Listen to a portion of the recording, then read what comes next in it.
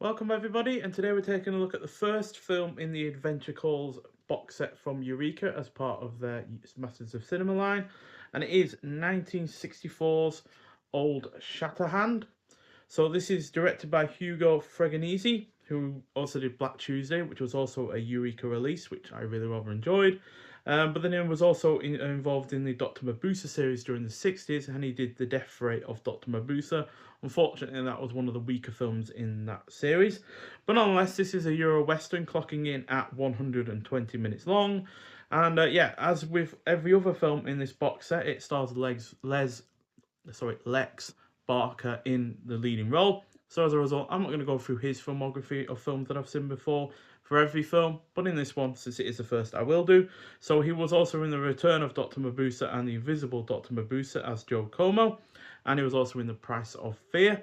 We've also got Pierre Brice, who was in Mill of the Stone Women, Delia Lavi, who was in The Return of Dr. Mabusa as well as The Silencers, which was one of the Matt Helm films, and Jules Verne's Rocket to the Moon, which is actually a film we've already reviewed as well, as that was part of an imprint box set.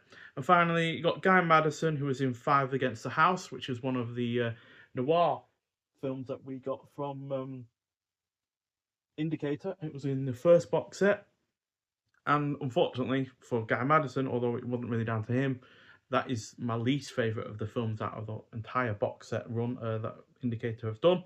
But nonetheless, a peace treaty between the United States government and the Apaches is about to be signed in Washington. However, a gang of outlaws plans to sabotage the peace process in order to prevent the signing of the treaty. This way, the gang stands to benefit from illegally grabbing Indian lands for themselves. So although this does suffer from some outdated ways of filmmaking, chiefly the use of white actors for non-white roles, this does also avoid several pitfalls of the time as well, with its clear anti-racism theme and the fact that one half of our heroic duo is Native American. This also feels like a strange mix of the American way of doing a Western and the European way of doing one, as the score alone feels like it has been written right from a spaghetti Western, with its really rather quite vocalized choruses and such, which kind of makes sense as it was done by Italian composer Riz Ortolani. I think he did also Cannibal Holocaust, not a film I've seen, but obviously a notable film regardless.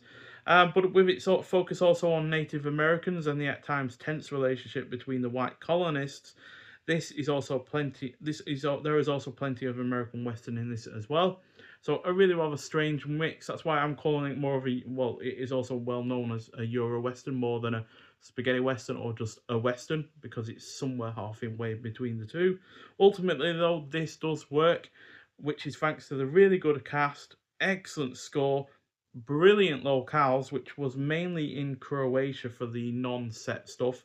And yeah, Croatia looks absolutely stunning. It's partly set in a national park, I believe. And yeah, waterfalls, rivers, wide canyons, huge mountains, and such and such. And yeah, just looks absolutely brilliant. It's also got superb cinematography, which is helped by the fact it was filmed on 70mm. I've forgotten what the process is that it says at the beginning, but it's filmed in a certain way that just makes it look grander in scale in a way that, yeah, not every Western does. It's also got a well executed big battle scene in the finale. Now, I did mention this in my unboxing video that there are certain shots in this film, and they are wholly confined to that final battle scene, in that there are horse falls in this that have been censored. So it basically just cuts to black when that happens. You do still hear what is going on, so you're not completely in the dark when it comes to the unfolding events, but it does just cut to black. And I'd say overall amounts to around about a minute's worth of the film combined. To be honest, it's not a full minute, it's a few seconds here or there, but it does feel like it combines up towards that amount of time. So, yeah, which is a little bit annoying, certainly, but I'd rather that than seeing anything that looks really rather like it's hurting or did hurt animals, and clearly the BBFC thinks that was the case, so therefore that's why it's been censored.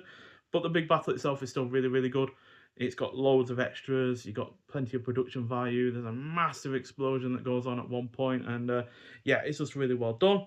The plot is generally engaging as well, and the pacing is on point. So yeah, overall a really, really solid start to this box set, to be honest. gets a 4 out of 5. I do also believe this is the longest of the 7, if I'm remembering my running times right, as the next film itself is around half an hour or so shorter. So, yeah, quite a big drop in running time. But as far as this one goes, yeah, like I said, 4 out of 5. So, yeah, really, really good effort. And yeah, it's in its 235:1 original aspect ratio as well. You've got German English subtitles. You got German with English subtitles. Sorry, there is an English dub for this though as well. Um, and yeah, it is in color, of course. So yeah, now the optional English dub though for this is apparently quite poor because it's been sourced from numerous different materials. So it's not one I bothered with just because I wanted to see this in its original language. So yeah, and it was certainly a little bit weird, listening to this in German when you've got quite clearly a replica of America and with all of its saloons and the dress code and such for the time. So yeah, a little bit weird in that regard, but it was more than watchable regardless. So yeah, like I said in my unboxing, this has also had a 4K restoration, 1080p HD presentation, and yeah, you got a new introduction to the film by Sir Christopher Frayling, who was author of Spaghetti Westerns, Cowboys and Europeans from Karl to Sergio Leone. You've also got a new audio commentary on the film by film historian David Calat. And you've also got a few here that aren't necessarily just related to this film or other films, so I'll skip over those for my final review. But you do have an archival making of documentary on old Shatterhand. And you've also got an archival featurette on actress Delilah Lavi, who's obviously in this film. And you've also got an archival restoration featurette, archival news footage, and original theatrical trailer as well for the film. So yeah, unfortunately though, this isn't the only film in this box set to have some of those horse falls censored. Does say here that the Treasure of the Aztecs and the Pyramid of the Sun God also have had some shots censored as well. But it's it's 3 films out of 7, so it's not going to be too problematic, I feel. But yeah, on the whole, a really, really good start to this box set. So yeah, really looking forward to seeing what the next films have in store. Hopefully they are as good as this, if not better. But nonetheless, thank you for watching. If you have seen old Shatterhand before, I'd like to hear your thoughts on it, and I'll see you in the next one. Bye.